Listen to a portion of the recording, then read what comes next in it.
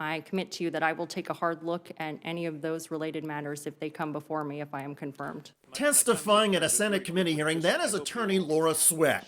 She's been nominated by President Trump to serve on the Federal Energy Regulatory Commission, and Swett is about to make a fool of herself under questioning from Maine Senator Angus King. Ms. Swett, what's the cheapest form of electricity generation today in the country?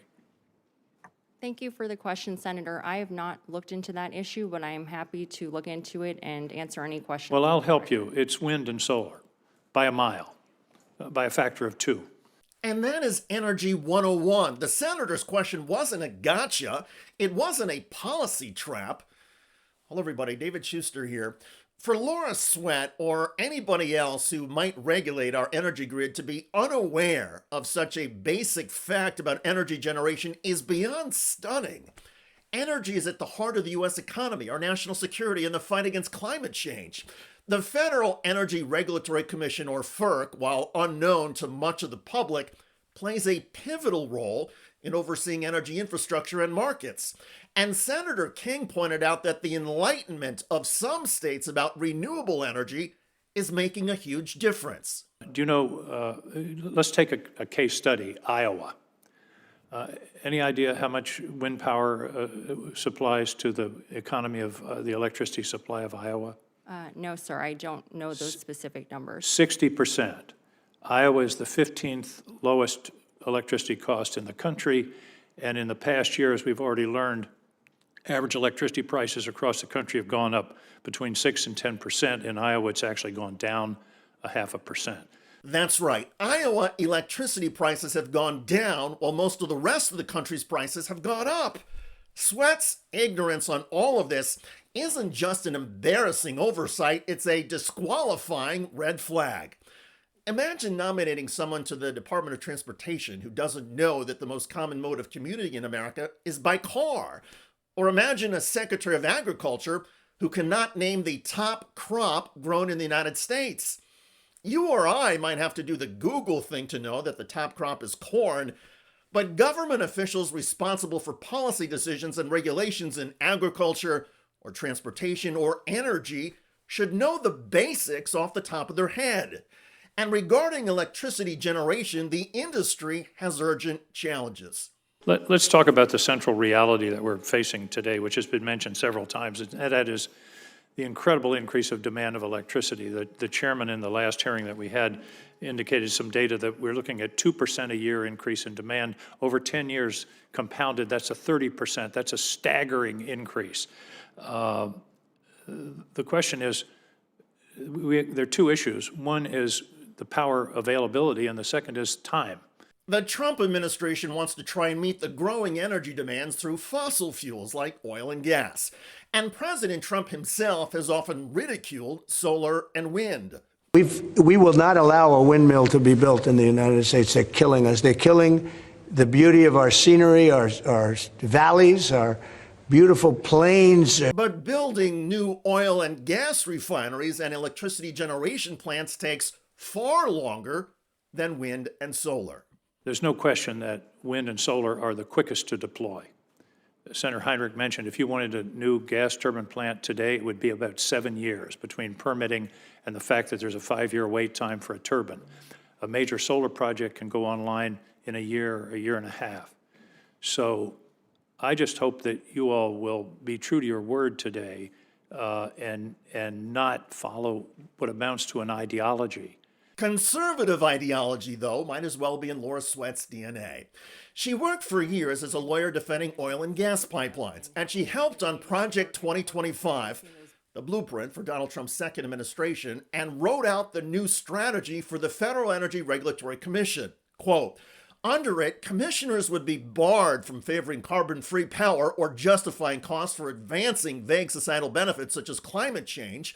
It called for an end to long-range grid planning, leaving it to states, and it called on FERC to focus exclusively on electric reliability by remaking the way markets price electricity, revaluing coal, gas, and nuclear power so they compete with cheaper sources of wind and solar power. In other words, a major boost for fossil fuels and a major setback for cheaper renewable sources of wind and solar. Such favoritism for oil and gas is clearly easier when you don't realize or accept that wind and solar are cheaper.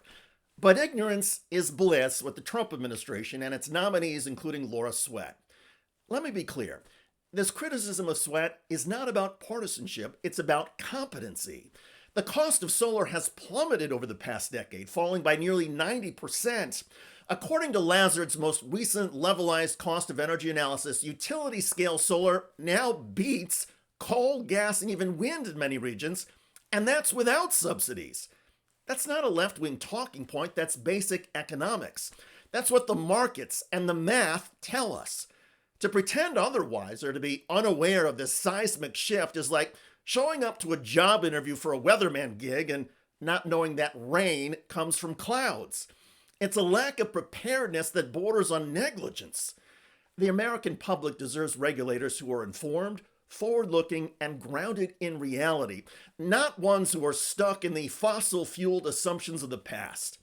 If Laura Swett cannot identify solar as the cheapest form of energy in America, she has no business sitting on the commission that will help decide America's energy future.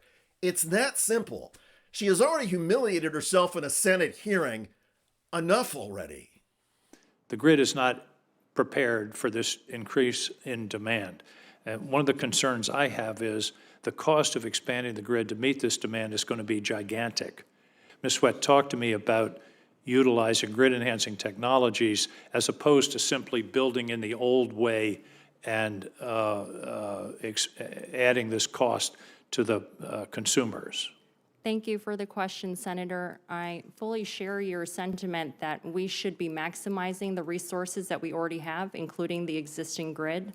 And as someone who has represented transmission owners in the past, I understand the technology behind that and the potential benefits that can be realized from GETS. But you also understand, if you've done that kind of representation, that it's the incentive to the transmission owner is to build, not do the low-cost, no-cost improvements. And therefore, I think FERC has to think about how do we incentivize the adoption of these technologies, because letting the market play as it normally would, where the transmission owner has the incentive to actually build rather than make the grid more efficient. So I hope you'll bear that in mind. Thank you, Senator. Yes, I understand that transmission incentives have been heavily litigated at FERC, and FERC has been facing those very difficult issues for many years. And I commit to you that I will take a hard look at any of those related matters if they come before me, if I am confirmed. By the way, the damage Donald Trump has now done to the U.S. economy and to the U.S. jobs market is getting attention across the cable news political spectrum. 22,000 jobs added in the month of August. That was much less than the expectation of 75,000 guys. There's no way to sugarcoat this. This jobs report is brutal. It's not good. What is it showing us? What we know, the economy is slowing. That 22,000 number, Charles, it's a weaker than expected number, and these revisions are pretty brutal. Yeah, extraordinarily. Check out that video at the link below. It generated a lot of comments on YouTube. One of the most popular from Sarah, who wrote, wait. You mean the person who bankrupted casinos? No way. I hear you. I look forward to reading your comments about Donald Trump's nominee to be an energy regulator who doesn't know energy basics and saw her ignorance exposed at a Senate hearing. I'm David Shuster. Thanks for joining us.